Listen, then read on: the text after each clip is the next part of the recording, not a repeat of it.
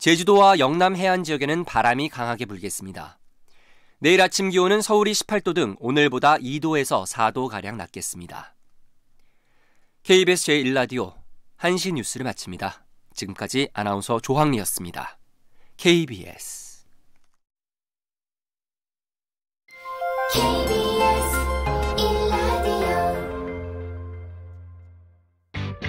야, 왜? 점심시간에 뭐하냐? 자야지. 야, 그러지 말고 이거 한번 들어봐. 뭔데? 지금 당장 라디오를 켜봐. 나른한 오후 깨울 시사 토크쇼. 모두가 즐길 수 있고 함께하는 시간.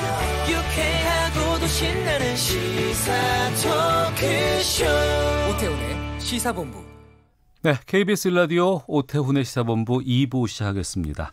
시사본부는 청취자 여러분들의 참여 기다리고 있습니다. 샵 9730 우물정 9730번으로 방송 중에 의견 보내주시면 되고요. 짧은 문자 50원, 긴 문자 100원, 어플리케이션 콩은 무료로 참여하실 수 있습니다. 또 팟캐스트와 콩, KBS 홈페이지를 통해서 저희 시사본부 다시 들으실 수 있고, 또 유튜브에서 일라디오 시사본부 검색하시면 방송 모습을 영상으로도 만나실 수 있습니다. 주말 동안 있었던 이슈들을 정리하고 이번 주 가장 눈여겨볼 소식을 살펴보는 시사구말리 시간입니다. 먼저 이현종 문화일보 논설위원 나오셨습니다. 어서 오십시오. 네, 안녕하세요. 예, 그리고 강선우 시사평론가 나오셨습니다. 어서 오십시오. 네, 안녕하세요. 예, 주말 동안의 이슈를 넘어서서 추석 연휴 4일간의 민심들, 이슈들 정리를 해보도록 하겠습니다. 추석 이후에 여당은 계속해서 민생이라는 단어를 언급하면서 일하는 국회가 될 수 있도록 야당 협조해달라 이런 요구를 하고 있고요. 야당은 조국 장관 계속해서 지금 비판하고 있는 상황입니다. 두 분 이런 그 추석의 여론 향배들 어떻게 보셨는지 궁금한데요. 먼저 이현정 의원께서 말씀해 주시죠. 원래 이제 추석 때 이렇게 가족들 모이면 네. 정치 이야기를 잘 하지 않습니다. 안 하는 게 좀 좋아요. 왜냐하면 서로 또 입장이 다르고 서로 뭐 정반대 또 이게 있기 때문에 괜히 말 잘못했다가는 사실 별로 그렇게 분위기가 좋지 않는데 화기애애하게 끝나는 건 별로 그렇죠. 없는 것 같아요. 그러다가 네, 보면 또 뭐 서먹서먹하게 헤어지고 그러는데 사실 이번 같은 경우는 뭐 어떤 면에서 보면 이 조국 장관 문제에 대해서 의견의 뭐 일치를 봤다고나 할까요? 비슷한 그런 견해들이 많았어요. 특히 이제 아마 저 같은 경우는 뭐 조카들이 이제 많으니까 특히 20대들이 느끼는 이 어떤 박탈감, 특히 이런 게 심한 것 같습니다. 네. 왜냐하면 사실 우리 한국 사회가 보면 이 공정과 평등이라는 가치가 사실 한국 사회에서 굉장히 발전의 원동력이거든요. 사실 우리 사회가 시민혁명을 많이 거쳤지 않습니까? 네. 뭐 5.18부터 시작해서 60민주항쟁이라든지 지난 촛불혁명이라든지 일본이 사실은 어떤 면에서 보면 사회가 조금 이 내부적인 민주적인 발전이 없는 게 시민혁명을 한 번도 거치지 않았거든요. 그만큼 우리 국민들 입장에서 보면 교육을 통한 신분 상승이라든지 또 병역의 어떤 공정성이라든지 이런 문제에 있어서는 굉장히 엄격하고 사실 이것이 어떤 그 깨졌을 때는 다들 거리로 나왔습니다. 네. 그만큼 우리 시민들의 민주적 의식이 이제 발달한 것인데 이번 같은 경우는 조국 사태가 사실은 이제 이런 부분들을 좀 저는 건드렸다. 즉 어떤 우리 국민들이 가지고 있는 기본적인 공정과 평등의 가치 이런 부분에 대해서 사실 어떤 면에서 보면 그걸 가장 앞장서 주장했던 사람이 그걸 어긴 꼴이 되다 보니까 그런 문제에 대한 좀 배신감 또 그것에 대한 어떤 정치에 대한 혐오감 이런 것들이 상당히 배어 나오지 않는가 생각이 듭니다. 네, 강선우 평론가께서는요. 그 조국 장관 관련해서 그런 논란의 피로감이 지금 상당한 것 같아요. 지금 한 달이 넘어가지 않았습니까? 그 임명이 되고 난 이후로부터 이제 그 장관이 되기까지. 그래서 현실적으로 냉정하게 놓고 보면 이제 조국 장관에 관한 어떤 거취 문제는 서초동으로 넘어갔습니다. 시계가. 이제 검찰 수사에 따라서 이제 그 결과가 판가름이 나겠죠. 그렇다면 정치권도 현실을 인정을 해야 돼요. 그러니까 임명되기 전이면 그 논란이나 의혹이나 이런 걸 관해서 막 정치 공방을 하고 정치권에서 이야기를 하는 게 실효성이 있어요. 임명되기 전이니까. 근데 이제 임명되지 않았습니까? 그리고 검찰 수사가 속도를 내고 본격화가 되고 있고 그렇다면 우리 정치권 그리고 언론은 무슨 역할을 해줘야 되느냐. 말씀하셨다시피 뭐 공정이나 평등에 대해서 굉장히 분열되고 분노가 표출이 됐지 않습니까? 그렇다면 이걸 끌고 어디로 가느냐에 대한 고민. 그러니까 그 다음 단계로 좀 나가줬으면 좋겠어요. 그러니까 너무 분열이 됐다 그렇게 말씀들을 많이 하시는데 통합사회로 나가려면 갈등이 표출이 돼야 됩니다. 부글부글 끓어서 올라와야 되고 그리고 그 에너지를 가지고 이제 통합을 하는 것이죠. 개혁을 하는 것이고 그 조국 장관 논란 관련해서 뭔가 검찰 개혁에만 우리가 개혁을 해야 된다는 목소리가 높았던 건 아니지 않습니까? 그 교육 개혁 그리고 그게 또 노동시장으로 이어질 것이고 또 노동시장은 사회복지로 이어질 것이고 그러니까 사회 전반에 대한 그 개혁에 관한 동력이 또 다시 한번 모여졌다 저는 그렇게 생각을 하고요. 네. 그 추석 연휴를 기점으로 이제 끝났으니까 정치권도 그렇고 언론도 그렇고 그 다음 단계 문을 좀 확실히 열어줬으면 좋겠다. 그 수사는 검찰에 맡겨놓고 그거는 또 그거대로 흘러가겠죠. 그래서 좀 분리해서 이제는 갈 필요가 있다. 앞으로 좀 나갈 필요가 있다. 그렇게 생각합니다. 한 달 동안 계속된 여러 문제들 또 특히 조국 논란 이것을 임명 이후에 어디로 이것을 가지고 갈 것인가 여기에 대해서 좀 지적을 해주셨는데 자유한국당 야당 쪽에서는 지금 추석 연휴에도 좀 이 장관 해임을 계속해서 지금 주장을 하면서 그렇죠. 장외 집회 이어가고 있고 특히 황교안 대표라든가 뭐 계속해서 1인 시위 진행을 했고 오늘은 오후 5시에 청와대 앞에서 삭발까지 한다고 해요. 이런 장외 투쟁 어떻게 보셨습니까? 사실 오늘이 굉장히 빅 이벤트라고나 할까요? 네. 이제 황교안 대표가 아마 오늘 오후 5시에 청와대 앞에서 일단 이제 삭발을 하신다고 합니다. 최근에 무소속 이현주 의원이 이제 삭발을 했고, 네. 그다음에 자유한국당의 박인숙 의원이 이제 이 삭발을 했고요. 그다음에 이학재 의원이 지금 오늘부터 단식에 들어갔습니다. 아마 야당 입장에서 보면 특히 이제 조국 임명을 막지 못한 데 대한 어떤 여러 가지 또 야당 지지자들의 어떤 비판도 있을 것이고 또 이 문제가 뭐 얼떨면서 보면 이제 한 단계 끝났다고 말씀하시는데 저는 여전히 이 문제는 계속되고 있다라는 생각이 듭니다. 왜냐하면 네. 사실은 뭐 이인영 원내대표가 이게 블랙홀을 좀 넘어서자고 이야기를 하지만 결국 블랙홀을 자초한 것이 결국 청와대와 여당 아니겠습니까? 그러면 이 문제가 그냥 임명된다고 해서 문제가 끝날 문제는 아닌 것이죠. 즉 문제를 어떤 면에서 보면 해결한다고 하면 결자 해지를 해야 되는데 네. 결자 해지를 하지 않으니까 결국 이 문제는 계속될 수밖에 없는 상황인 것 같습니다. 그렇다면 야당 입장에서 보면 결국 이제 내년 총선을 겨냥을 해서 결국 이 문제에 대한 이제 어떤 투쟁의 동력을 사실은 만들어야 되는 상황이거든요. 그래서 네. 아마 오늘 황교안 대표의 있던 삭발을 통해서 어떤 면에서 야당의 어떤 좀 결집력 지금 어제 30개 시민사회단체가 일단 이제 그 조국 반대 연대를 일단 구성을 했지 않습니까? 아마 또 저 황교안 대표도 다른 야당들한테 이제 공동 행동을 하자라고 제안을 했어요. 자, 그런 상황에서 이제 뭐 야당의 지지율은 사실 올라가지고 있지 않습니다. 그만큼 네. 자유한국당 가지고 있는 내부 모순이 또 있습니다. 박근혜 정권에 대한 어떤 탄핵에 대한 책임성이라든지 또 그동안 보여줬던 모습에 대한 또 국민적 실망감들이 분명히 있는 것이거든요. 네.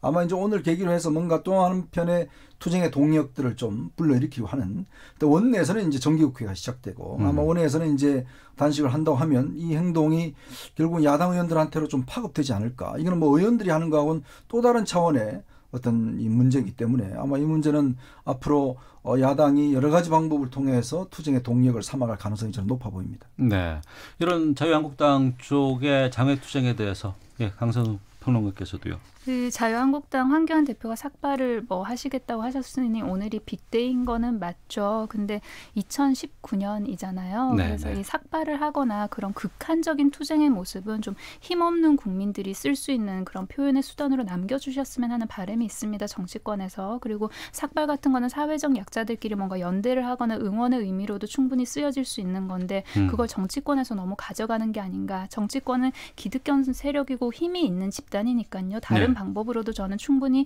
강한 메시지를 낼 수 있다. 그래서 좀 안타까운 측면이 있고요. 네. 그 정치권만 오늘 빅데이가 아니라 그 저는 검찰 수사도 오늘 빅데이라고 생각을 합니다. 그 사모펀드의 주범으로 이제 지목받고 있는 오촌 조카가 귀국을 해서 체포를 당했고 그리고 수사를 했죠. 그리고 영장 청구가 돼 있는 상태고요. 그리고 아마 뭐 오늘 저녁이나 오후쯤 그 결과가 나올 것 같은데요. 근데 그 검찰도 그 이번 수사를 쭉 끌고 가면서 조국 장관의 어떤 직접적인 관여나 책임 관련된 의혹이나 단서는 못 잡은 게 아닌가라는 생각이 듭니다. 그 오촌 조카의 그 영장 청구 혐의를 보면 횡령 내지는 뭐 증거인멸 교사 등 그 오촌 조카의 개인적인 것, 그러니까 본인에 관한 혐의가 많단 말이에요. 네. 즉 다시 말하면 뭐 관급공사라든가 아니면 뭐 이해 충돌이라는 단어도 나왔었죠. 그거 관련해서 조국 장관의 어떤 관여 정도나 이런 게 지금 아직까지는 보이고 있지 않은 상황이에요. 그래서 저는 개인적인 추측은 아마도 그 이 사모펀드 관련해서는 그 이해관계자들이 자본시장법 위반이든 어떤 그 법을 위반했다면 그들은 당연히 처벌을 받아야겠죠. 그래서 저는 뭐 그 정도로 좀 마무리가 되지 않을까라는 그런 생각이 들고요. 네. 왜냐하면 그 처음에 검찰이 이제 3가지 의혹을 가지고 수사를 시작했죠. 딸 문제, 사모펀드 문제, 그다음에 웅동학원. 근데 그 3가지 관련해서도 저는 조국 장관의 어떤 직접적인 그런 의혹을 못 찾은 게 아닌가. 그렇게 해서 조금 이제 유재수 부산 경제부시장 혐의로까지 이제 민정수석실 시절 그 혐의로까지 다시 수사를 하는데 이렇게 계속해서 좀 뭔가 확전을 시키고 있는 그런 모양새인데요. 그거의 이면은 뭐겠습니까? 만약에 딸 관련, 사모펀드 관련, 웅동학원 관련 조국 장관이 직접적으로 관여를 하거나 책임을 져야 할 부분은 이미 밝혀냈다면 더 이상 확전할 필요가 없겠죠. 그래서 네. 저는 오천조카 그 영장 청구 혐의를 봐도 그렇고 이게 지금 이제는 좀 마무리 단계로 가야 되는 게 아닌가 그런 생각이 듭니다. 자연스럽게 검찰 수사 쪽으로 좀 옮겨가 보도록 하겠습니다. 지금 강선우 평론가께서는 그 조국 장관을 직접적으로 타격할 만한 지금 수사들은 이루어지지 않고 지금 귀국해서 체포된 오촌 조카가 이제 오늘 구속영장의 발부 여부가 지금 나오는 것 같은데요. 네. 여기에 대해서 말씀해 주시죠. 근데 우리가 가족이라고 하면 뭐 저 아내도 있고 자식들도 있는데 만약 자식과 아내의 문제가 나하고는 상관없다. 이렇게 이야기를 할 수 있습니까? 법적으로도 보면요. 가족에 대해서는 위증을 해도 됩니다. 왜냐하면 가족은 공동체이기 때문에 네. 그건 인정돼요. 그만큼 가족이라는 것 자체가 동일체라는 것이죠. 왜냐하면 아내가 하는 일을 남편이 당연히 책임을 져야 될 거 아니겠습니까? 그러면 지금 나오듯이 부인이 한 상황에 대해서 조국 장관은 아무 책임이 없다. 혐의가 없다라고 이야기를 할 수 있는 것인지 과연 우리나라의 가족의 정서가 그렇게 생각할 수 있는 것인지 저는 모르겠어요. 과연 문재인 정부에서 그렇게 가족을 따로 분리시킨다고 한다면 그동안 많은 어떤 가족관계 비리로 해서 남편이 낙마했던 사례들 과연 그럼 얼마나 억울하겠습니까? 자, 그런 전제가 있는 것이고 또 하나는 지금 이제 오촌 조카가 오늘 영장 이제 하겠습니다만은 결국 이게 사모펀드와 관련해서 물론 개인적인 것도 있겠지만 네. 지금 문제는 이제 정경심 교수가 직접적으로 어떻게 연관되어 있는지 그러니까 지금 보면 정경심 교수가 펀드 투자사로부터 이제 고문료도 받은 것도 있고요. 네. 그리고 이제 이 통화를 하면 지난번에 아마 인사청문회 때 하고 기자회견 때 조국 장관이 이제 사모펀드의 이제 운영 보고서라고 이제 보여준 게 있을 겁니다. 예. 거기에 보면 이 블라인드 펀드라고 그래서 투자처를 알 수 없다라고 이야기를 했는데 지금 일부의 이제 증언에 따르면 사실은 그게 이번 청문회를 앞두고 급작스럽게 만들어졌다라는 증언이 나오고 있거든요. 그래서 그렇다면 자, 이게 원래는 6월 달에 만들어졌다고 했는데 최근에야 만들어졌다라는 게 된다면 그럼 조국 장관은 조작된 자료를 가지고 나와서 청문회 때나 기자회견 때 이야기한 것이 아니냐는 이제 의혹이 한 가지. 예. 또 하나는 정경심 교수가 지금 자기 투자 증권사 직원을 자기 집으로 불러서 컴퓨터 하드에 있는 하드디스크를 교체를 했단 말이에요. 그리고 동양내 거도 마찬가지로 했고 마침 그때 퇴근하는 조 장관이 그 직원을 보면서 우리 아내를 도와줘서 고맙다라는 인사를 했다는 지금 증언이 보도가 됐지 않습니까? 자, 그러면 이게 바로 검찰에 압수된 바로 뒤입니다. 그러면 조 장관이 저는 최소한 공직자가 되려고 하는 분이라면 이런 식이면 안 된다. 왜냐하면 오해를 받을 수 있다. 당신이 만약에 우리 집에 와서 뭔가 이걸 한다고 하면 이거는 나중에 대해서 큰 문제가 될 수 있다. 오히려 막아야 되는 입장 아닌가요? 저는 그 조 장관이 물론 알았는지 몰랐는지 아직까지는 모릅니다. 그거에 대해서. 그렇지만 예를 들어서 지금 민감한 시기에 바로 그 전날 30곳에 대한 압수수색이 있었어요. 그러면 그 집에 예를 들어 투자증권사 직원이 와서 뭘 했겠습니까? 그러면 당연히 조국 장관은 의심을 해야 될 거 아니겠어요? 근데도 수고했다라는 이야기를 했다라면 그러면 이거 자체가 조 장관과 어떻게 연결되는 것인지. 네. 그렇기 때문에 오히려 지금 상황에서 아까 강선우 평론가 이야기했듯이 오히려 조 장관의 연결이 없다라고 주장하셨는데 저는 오히려 더 조 장관과의 연결고리가 점점 더 드러나고 있는 것이 아닌가라는 그런 전망을 해보고 싶습니다. 알겠습니다. 검찰 수사에 대해서는 두 분께서 서로 다른 지금 시각을 지금 보여주고 계시는데요. 자, 시사구말리 이현종 문화일보 논설위원 강선우 시사평론가와 함께하고 있습니다. 검찰 수사가 어떻게 귀결이 될지 결론이 날지 좀 지켜봐야 될 것 같습니다. 자, 다음 주제로 좀 넘어가 보도록 하겠습니다. 내년 도쿄올림픽과 패럴림픽 때 전범기인 우길기를 경기장으로 반입하는 문제로 논란이 컸습니다. 저희 시사본부에서도 이 내용 좀 중점적으로 살펴보고 있는데요. 이번에 일본의 하시모토 세이코 신임 장관, 올림픽 장관입니다. 이 우길기 반입하는 거 전혀 문제가 없다. 이런 견해를 밝혔습니다. 먼저 구체적으로 어떤 내용이었는지 이현정 의원께서 좀 짚어주시죠. 이번에 지금 이제 2020년 일본이 이제 올림픽을 개최를 하지 않습니까? 패럴림픽도 개최를 하는데 지금 이제 이 우길기라고 하는 것은 일본이 이제 1954년도에 사실은 이제 전쟁 패망 이후에 자위대를 중심으로 해서 우길기를 사용하게 됐어요. 지금 해상 자위대가 우길기를 이제 군함에다가 직접 이제 하고 있거든요. 근데 그동안 사실은 이제 운동 경기장에 이걸 종종 들고 나왔었습니다. 일본인들이. 근데 이거에 대해서 우리가 강하게 반발도 하고 해서 철거도 하게 했는데 문제는 이게 우길기를 지금 경기장에 반입을 시키겠다는 거 허용하겠다는 거예요. 그러니까 막지 않겠다는 겁니다. 그리고 지금 이번에 올림픽 그 관련 메달을 보면요. 이게 우길기를 연상시키는 디자인이 돼 있어요. 그러니까 공개전 패럴림픽 메달에도 있더라고요. 그런 메달이 있습니다. 그래서 지금 이거는 우리 정부 입장에서도 이건 안 되는 거 아니냐. 왜냐하면 정말 올림픽이라는 게 인류의 축제의 장인데 거기에 우리가 어떤 면에서 보면 정말 그 아픈 기억들을 되살리게 하는 이런 깃발을 쓰는 것은 안 된다라고 이제 하는 것이고요. 지금 중국도 여기에 이제 동조를 하고 있어요. 그래서 이게 지금 상당히 문제가 될 수 있는 소지가 큽니다. 근데 이게 보면 독일은 2차 대전 이후에 보면 이게 어떤 형법으로 해서 이게 나치의 하겐크로이츠라고 하는 이제 아시겠지만 나치를 쓸 수 없도록 만들어 놨어요. 그렇게 쓰면은 3년 이하의 징역 처하도 만들어 놨습니다. 그래서 그 일본 독일 같은 경우는 철저히 되게 돼 있는데 일본만큼은 사실 아시아권에서 이거를 규제를 못했어요. 이제 그러다 보니까 이게까지 온 겁니다. 그러니까 일본은 자꾸 이거를 뭐 예를 들어 자기들이 풍어를 기원하고 뭐 출산을 기원하고 뭐 등등 그런 좋은 거다라고 이야기를 하는데 사실 아시겠지만 이런 일본의 어떤 그런 것들 경험한 이 중국이나 우리나 같은 아시아권에서는 이 우길기를 만약에 쓴다고 한다면 과연 올림픽의 의미가 뭔가 이런 부분에 대한 회의를 다시 한번 할 수밖에 없는 상황입니다. 네.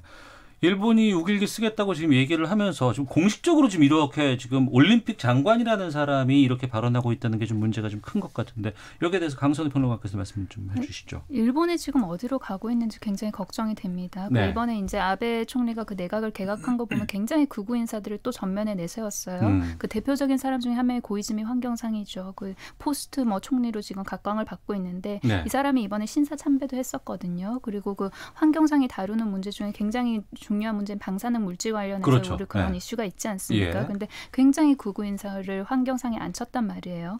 그리고 지금 이 올림픽 상이라는 이 사람의 발언도 참 이해하기가 힘들죠. 그러니까 이 사람 자체가 그 스피드 스케이팅 선수 출신입니다. 그러면 그 누구보다도 그 스포츠 정신이나 아니면 올림픽 정신을 잘 알고 있을 거 아닙니까? 동계올림픽 메달리스트 출신이에요. 그래서 95년 이제부터 참여연 선거에 비례대표로 뽑힌 다음에 그 다음부터 이제 참여를 계속 하고 있는 사람인데 그렇다면 본인 스스로가 그 누구보다 잘할 텐데 올림픽 경기장에 우길기 그러니까 전범기 아닙니까? 그러니까 전쟁 때 썼던 전범기 그리고 지금은 군에서 쓰고 있는 그 깃발을 들고 들어가겠다? 저는 참 이해할 수가 없는 그런 거고요. 그리고 그 일본의 어떤 전후 세대들과 직접 만나서 이야기를 해보면 일본의 역사 교육이 또 어디로 가고 있는가 걱정하지 않을 수가 없는 게 정말로 본인들은 그런 전쟁을 치렀던 그런 기억이 잘 없어요. 그러니까 전후 세대들은. 그러니까 그 말은 다시 말하면 일본에서 교육이 이루어지지 않고 있다는 것이죠. 그리고 내지는 그 본인들의 어떤 침략 그런 걸 안다고 해도 이해를 이상한 방향으로 하고 있단 말이에요. 이상한 방향? 그러니까 그게 괜찮았다. 당위성을 가지는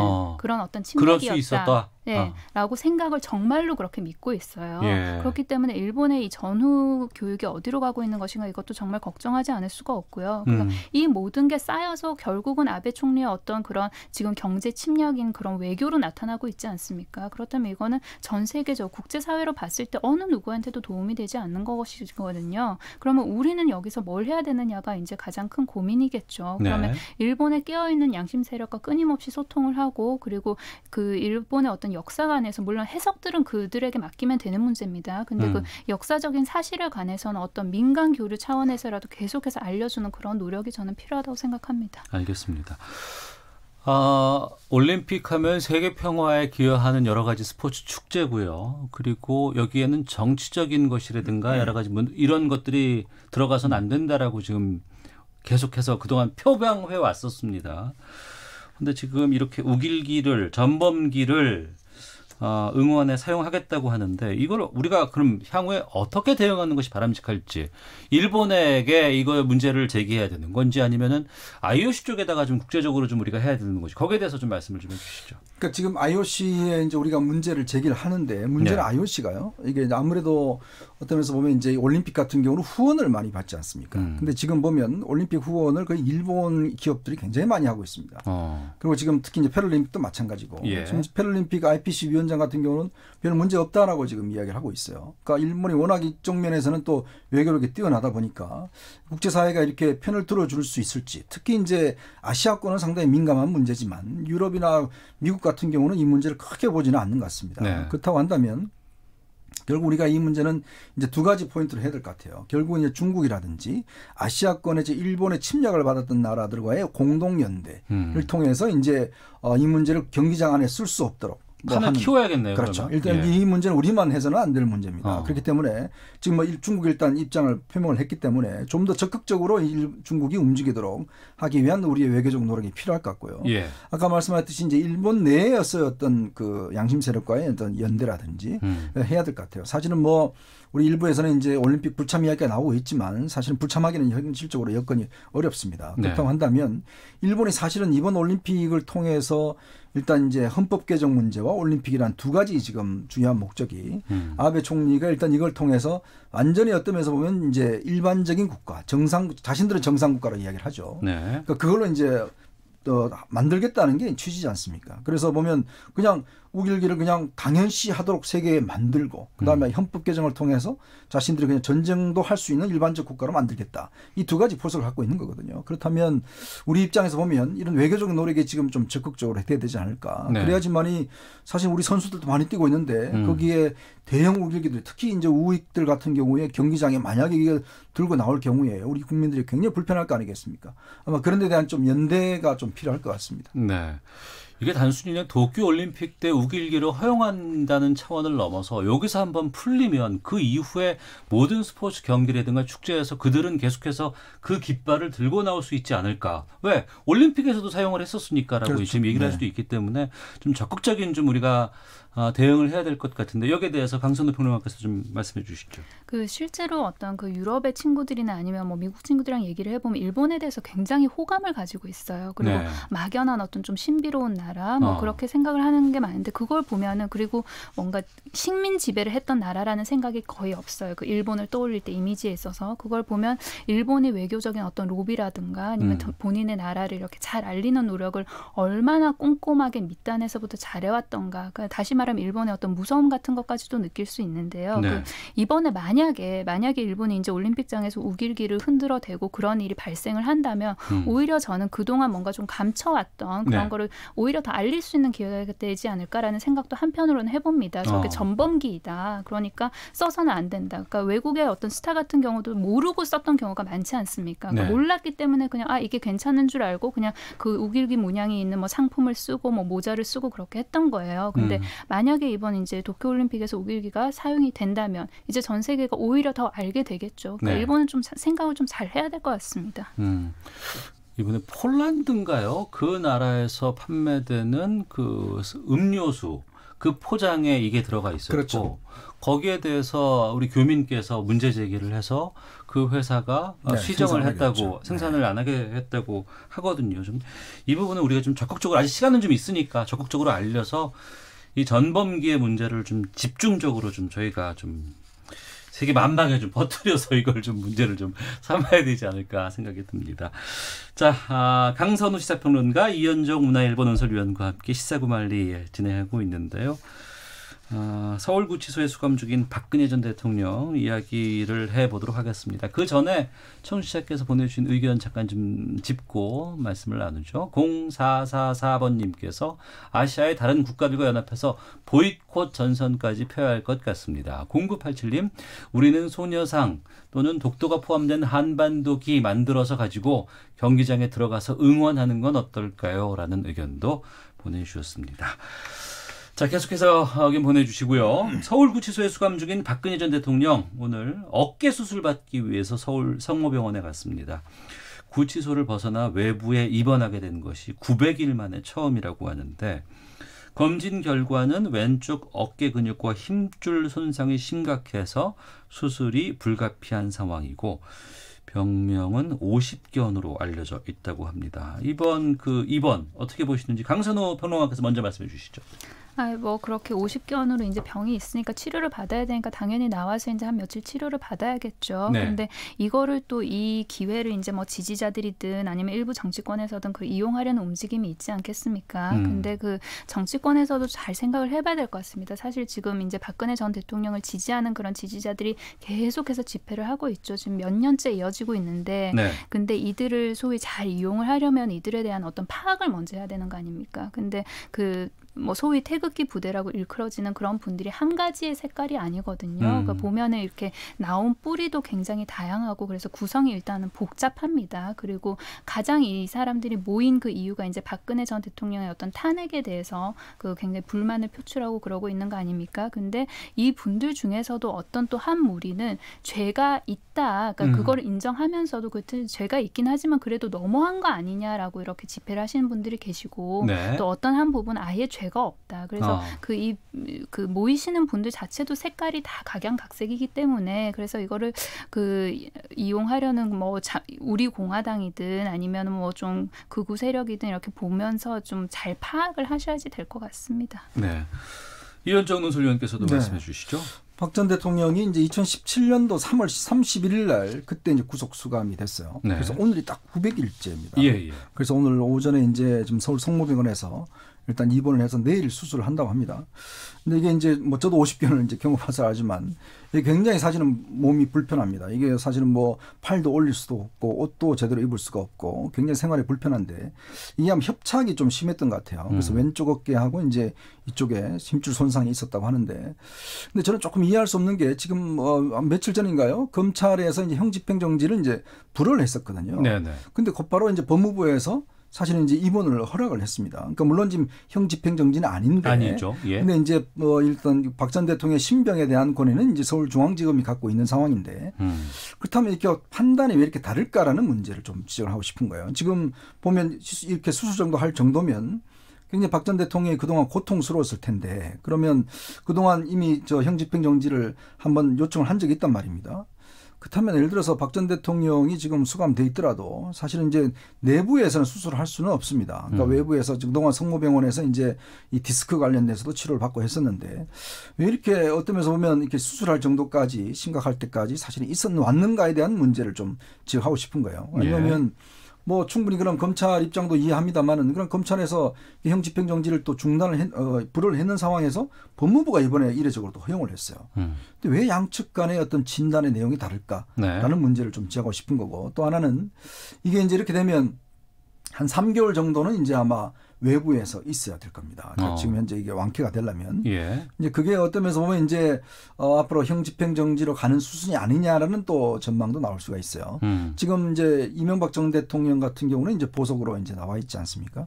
이제 그렇다면 이제 아마 전반적으로 그 3개월 정도라면 아마 이제 내년 총선 전에 어떤 면에서 보면 이제 외부에 나와 계신 건데 이것 또한 여러 가지 정치적도 해석도 나올 수가 있는 것인데 어쨌거나 박 전 대통령이 몸에 불편한 데 대해서는 저는 충분히 어떤 치료가 있어야 된다. 그러면서 볼 때는 좀 검찰이 왜 이런 판단을 한 것인지 또 법무부를 왜 이렇게 또 다르게 한 것인지 그게 또 조국 장관 임명 뒤에 이렇게 또 서로 간의 판단이 다른 이유가 무엇인지 그것 또한 궁금합니다. 예, 검찰과 법무부의 판단이 달랐다고 말씀해 주셨는데 여기에 대해서는 강선도 변호사께서 좀 말씀해 주시죠. 검찰 입장에서 이제 형 집행을 정지해달라고 하니까 그럴 수 있는 것은 아니다. 그리고 형 집행 정지 사유에 해당이 안 된다고 봤던 것 같아요. 근데 법무부 입장에서는 뭐 형 집행 정지 사유에는 포함이 안 되지만 이 수술을 요하고 급하게 요하고 그리고 너무 고통스러우니까 이제 조금 나와가지고 이제 수술을 하고 그리고 뭐 치료를 하는 그런 기간 을 주는 거 관련해서 이제 허가를 한 것 같은데요. 근데 저는 이제 박근혜 전 대통령이 나와서 수술을 받고 그리고 이제 회복을 하는 그 기간이 그냥 수술과 회복으로만 좀 보여졌으면 좋겠습니다. 그래서 이거를 계기로 해가지고 또 사면이 또 다시 이제 뭔가 논쟁거리가 되고 그리고 사면을 한다 안 한다는 거기에서 또 정치적인 계산을 들어가고 총선에서 어떤 영향을 미칠 것이고 거기까지 안 나갔으면 좋겠어요. 그래서 아파서 나오셨으니까 이제 수술 받으시고 회복 잘 하셔서 다시 이제 들어가시면 되겠죠. 예. 네. 그러면 향후에 좀 상황을 좀 보겠습니다. 또 법적인 문제도 좀 살펴보겠습니다. 최근 9월 초에 대법원 전원합의체에서 이 국정농단 사건 파기환송하면서 박근혜 전 대통령은 2심 재판을 지금 다시 그렇죠. 받게 됐습니다. 지금 2심에서 나온 그 형량도 있고요. 뭐 여러 가지 예측해 보면 97세 만기 출소가 가능한 상황이다. 이렇게 지금 얘기가 나오고 있는데 박 전 대통령 쪽에서는 계속해서 형 집행정지를 지금 요청하고 있는 상황이고 하지만 이건 지금 기각되고 있는 상황이고 그 이후에 형이 확정되고 나서야 또 그 이후에는 뭐 다른 또 법적인 요구들을 그쪽에서는 뭐 하겠는데 이런 것들은 어떻게 보시는지 궁금하네요. 지금 일단 그 현재 형을 살고 있는 것은 이제 대법원에서 확정된 그 공천 개입과 관련해서 이게 2년 이제 대법원에 확정이 됐습니다. 예. 요 관련해서 형을 살고 계신 거고요. 그 다음에 지금 이제 국정농단 사태 같은 경우는 지금 25년에 벌금이 200억 정도 해서 이제 대법원에 갔다가 일부 혐의에 대해서 이제 어떤 뭐 유죄 따져서 이제 파기환송이 됐거든요. 그러니까 네. 무죄라는 취지는 아니고 법 적용이나 이런 것들이 좀 잘못됐다라는 취지로 이제 됐기 때문에 이것이 다시 이제 심리를 거쳐서 다시 대법원에 올라가서 이제 재상고를 해서 네. 이제 최종적인 판단이 내려지겠죠. 그렇다 하더라도 사실은 뭐 현재 단계에서는 그렇게 뭐 무죄로 나올 수 있는 가능성은 저는 뭐 없다고 봅니다. 그렇다면 이제 문제는 이제 지금부터는 이게 굉장히 정치적인 문제로 비화될 수 있는 가능성이 있어요. 이게 아까 말씀드렸지만 이게 이제 정치 일정과 또 야당의 움직임과 같이 결합되어 있기 때문에 네. 사실 박 전 대통령이 외부에 나와 있는 것과 안에 들어가 있는 것들 지금 일단 이제 외부에서 지금 그 우리 공화당 같은 경우는 이제 박 전 대통령이 이렇게 수술을 받으시게 된 게 우리 투쟁의 승리의 산물이다. 라고 이제 주장을 하고 있는 것이거든요. 그리고 또 이게 이제 어떤 면에서 보면 앞으로 연동형 비례대표제가 만약에 통과가 된다고 한다면 이제 다당제 형태로 이제 선거를 치를 거 아니겠습니까? 이제 그렇게 될 경우에 박 전 대통령의 박심을 누가 또 얻느냐? 또 그러면 이걸 예를 들어서 야당 분열로 하는 것이다라는 또 어떤 자유한국당 측의 반발. 이게 복잡한 정치 어떤 게임으로 이제 비화가 될 수가 있어요. 예. 그래서 단순히 지금 박 전 대통령이 치료하시는 게 그냥 치료로 끝날 문제는 아닙니다.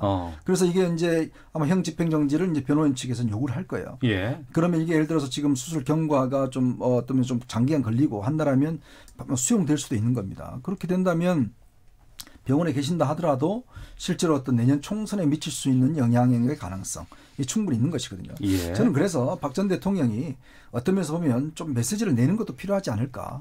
정말 어떤 면에서 보면 이제 이 나를 좀 잊어주고 예. 야당은 야당대로 또 해달라. 이런 식의 메시지를 줘야지만이 정치적인 논쟁의 거리가 없을 텐데 알겠습니다. 이렇게 되면 사실 좀 논쟁은 계속될 것 같습니다. 이번 치료를 넘어서 이게 정치적인 파장이 꽤 클 것 같다. 그리고 총선까지도 이어질 수 있다라고 이현정 의원께서 말씀해 주셨는데 여기에 대해서 강선우 평론가께서요. 우리 공화당이 이제 50견 수술을 하는 게 그 본인들의 어떤 정치적 승리다. 저는 그렇게 해석하는 건 굉장히 무리라고 생각을 하고요. 그리고 너무 앞서가지 않았으면 좋겠습니다. 일단 아프셔서 나온 거잖아요. 그럼 치료받고 이제 다시 들어가시면 될 텐데 그 전에 이현종 그 위원님 말씀에 동의를 하는 게 이걸 정리해 줄 사람은 박근혜 전 대통령밖에 안 계시는 거 맞는 것 같아요. 네. 그러니까 자유한국당의 당대표 경선 과정에서도 박근혜 전 대통령에 관한 그 탄핵 이슈가 가장 이슈였지 않습니까? 지금 그게 언제입니까? 세월이 지금 3년, 4년이 흘러가고 있는데 이게 아직도 정리가 안 되는 거예요. 아무리 한쪽에서 정리를 하려고 해도 안 되는 거니까 결국 이거를 다 정리를 해줄 사람은 박근혜 전 대통령밖에 없다. 그러면 당신께서 그러니까 대통령까지 하신 분이잖아요. 그리고 보수를 정말 생각을 한다면 본인이 입장 정리를 하고 그리고 그 본인의 지지자들이든 아니면 뭐 지지를 반대하는 또 다른 보수 세력이든 그렇게 좀 정리를 해주시는 게 필요한 일인 것 같습니다. 알겠습니다. 자, 오태훈의 시사본부 이현종 문화일보 논설위원 강선우 시사평론가와 함께 정치 시사구말리 마치도록 하겠습니다. 두 분 오늘 말씀 고맙습니다. 네, 감사합니다. 고맙습니다. 헤드라인 뉴스입니다. 청와대는 북미 간 비핵화 협상이 경색 국면을 유지해오다 이제 새로운 국면으로